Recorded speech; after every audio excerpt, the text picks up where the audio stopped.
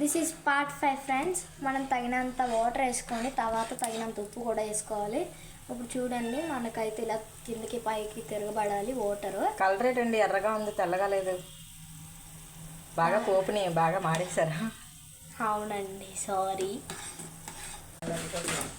ఇదిగోండి ఫ్రెండ్స్, ఇలాగైతే కలుపుకోవాలి.